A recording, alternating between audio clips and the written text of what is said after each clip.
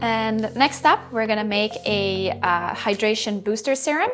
And this is a super simple recipe. It's all water-based ingredients, so you don't need a heated phase, you don't need any additional phase. It all goes into one beaker, like our toner that we made before this one. So we only got 6 ingredients to go with. If you want to add more like botanical extracts and active ingredients, by all means. But I'm going to keep it simple because this serum on its own is a really great hydrating product. So over here, I have my beaker ready, and let's get our scale, tare that. And we are going to start by adding our glycerin. And we have 7.2 grams of glycerin. Let's add that first. Because our active ingredients are in powder form, so we are using hyaluronic acid and niacinamide. Niacinamide is also known as vitamin B3. These ingredients need to be wetted or hydrated in glycerin first. So let's start by adding our glycerin, followed by our powders before we add our liquids. So next up we have hyaluronic acid, which is also going to be our main thickener in this product. And I'm only using 0.8% of hyaluronic acid to not make it too thick. We are going to be putting it in a pump bottle, so we want to make sure that it comes out nicely from the pump as well. Make sure to scrape everything in there. It's a very precious ingredient, don't want to waste any of that. And we can also go ahead and add our niacinamide in here. And niacinamide is a really amazing ingredient because it's very brightening for the skin. So niacinamide is typically often seen in products that help brighten hyperpigmentation, and also acne products to help fade acne scars.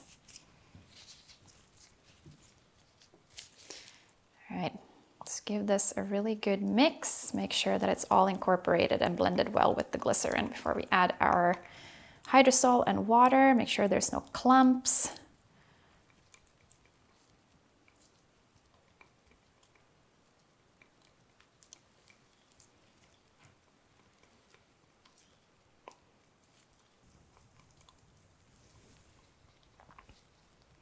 Okay, and it's looking pretty good.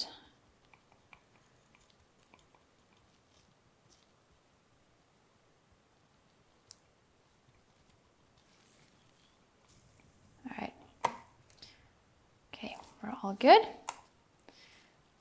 Set that to the side for a second while we combine our liquids. So we've got 37.8 grams of distilled water, and we've also got 12 grams of lavender hydrosol. Lavender hydrosol is just it's nice and hydrating, it's nice and soothing for the skin.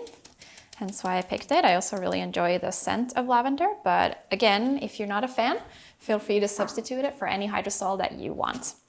With the niacinamide, if you're using this more as an acne treatment booster, you could potentially add witch hazel to this product as well. Witch hazel is very astringent and works really well for oily and acne-prone skin.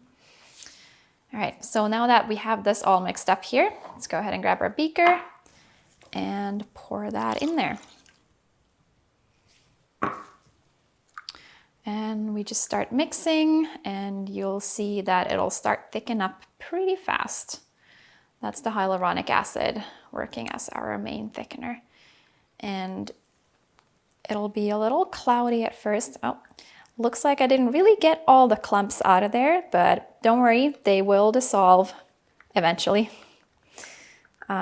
And it'll be a little cloudy here at first, but once everything settles and dissolves properly, it'll be a really beautiful, completely clear gel product.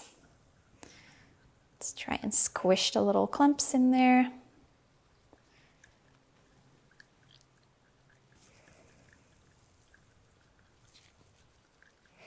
All right, so I've mixed it for a few minutes, and the clumps actually ended up dissolving really fast. Sometimes it takes a little bit more work and waiting time, but looks like we're good.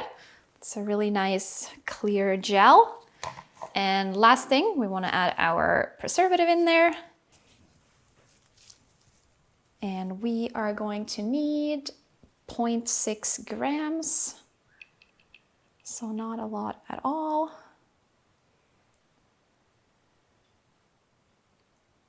There we go.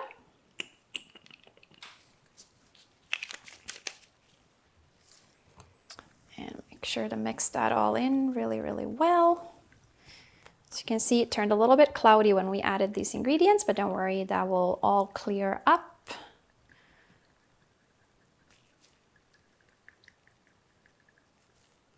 All right. And there we have it. A super, super simple hydrating booster serum.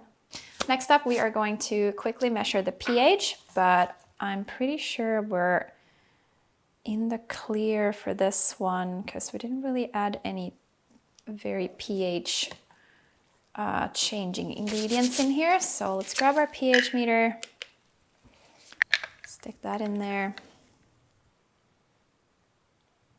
Okay, and it's perfect. It's at 4.9. So we don't need to adjust the pH. Just gonna clean up my station and then we'll pour it into our bottle. Okay, so let's grab our bottle here. I have a little 30 milliliter treatment pump bottle. So let's get the pump out of the way. You could potentially use a dropper bottle as well. It's liquidy enough that the dropper would be a really good option if you don't have a treatment pump on hand. Let's pour that in there.